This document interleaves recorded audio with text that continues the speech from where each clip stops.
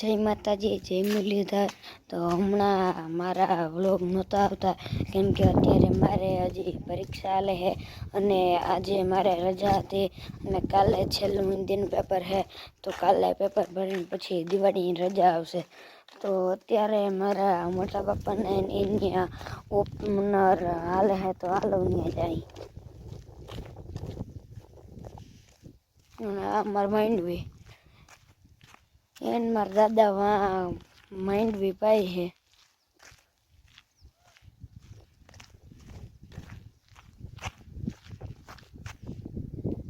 જો ધોરું ધોરું है मारा दादा ने खुर्सी माथे बैठा है માંડવી पाई है પાસે। તો અહીંયા આવીને મેં જોયું તો અહીંયા કોઈ ન મરે, અહીંયા કોઈ ન મરે। तो वहाँ लगभग બધા लगभग માંડવીના ભર્યા કરતા હે, આવા ભર્યા કરતા ઓલા મકાઈની। તો હાલો આપણે કંઈક કામ કર્યું ત્યાં જો હું કેવી રીતના થાય। આજ ખેર મને આ માંડવીના ભર્યા કરતા એવડા નકર પહેલાં માંડવીના ભર્યા કરતા મને ના આવડતા। આજથી મારા મોટા બાપાને પહેલી વાર ટ્રાય કર્યાથી આવડે છે મને। અહીંયા મારા દાદા માંડવીમાં પાણી પાય છે, લીમડાના છાયામાં બેઠા અને પાણી પાય છે અને એમાં ખુરશીમાં બેઠા અને લીમડાના છાયા અને વાહ એ મોટર હાલે અને અહીંયા હામાં ખેતરમાં ભર્યા થાય છે એવા બધા ભર્યા કરે રહ્યા। તો હાલો આપણે ત્યાં જાય। બધા જો ભર્યા કરે ધીમે ધીમે થઈ જાય બધા। મારા મોટા બાપાએ કીધું કે જો મારો દીકરો હવે હેઠ આવે।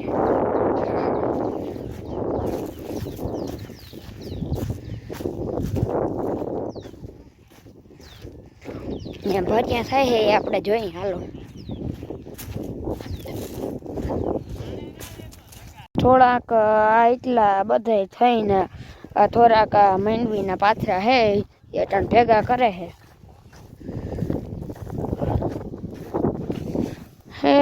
વાંથી લઈને ત્યાં અહીંયા લગનના હે અને આમ પોળા વાંથી લઈને તે અહીંયા લગનના, લાંબા વાંથી લઈને તે ઓલી દિવાલ હે ત્યાં લગનના, ઓલી દિવાલમાં સામે હે ત્યાં લગનના। એટલા ભર્યા કરવાના હે 15-20 જેવા થઈ ગયા હે ઓલા બધાય થઈને। અને હવે એક ભર્યું કરવાનું પછી લગભગ આ બધા જાય છે।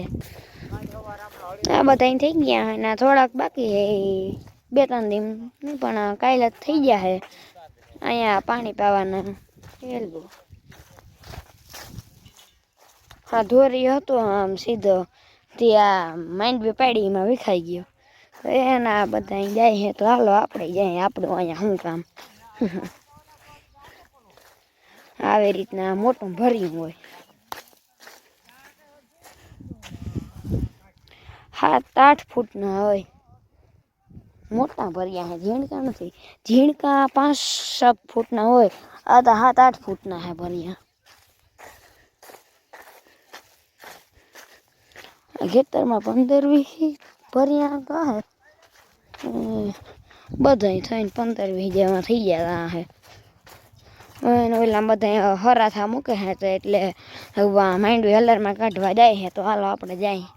અને અહીંયા હવે ઓપનર ચાલુ થઈ ગયું અને ઓઈલો એ ભૂકાનો ઢગલો છે અને ઓઈલો છે એ પાસેવાળો એ કાંધાનો ઢગલો છે અને આ માંડવીનો ઢગલો અને ઓપનર હાલે છે માંડવી આવે છે। માંડવી તારી છે અને મારા ભાઈમાં ટ્રેક્ટર માથે બેઠો। હવે ઓલા ભર્યું ખાલી થઈ જાય પછી ભર્યું મૂકીને પાછું ઓલા મકાઈને બીજા ભર્યું હોય ભરવા જાહે। ઓલો માંડવીને થઈ ગયો મારા જેવડો હા માંડવીને થઈ ગયો હતા।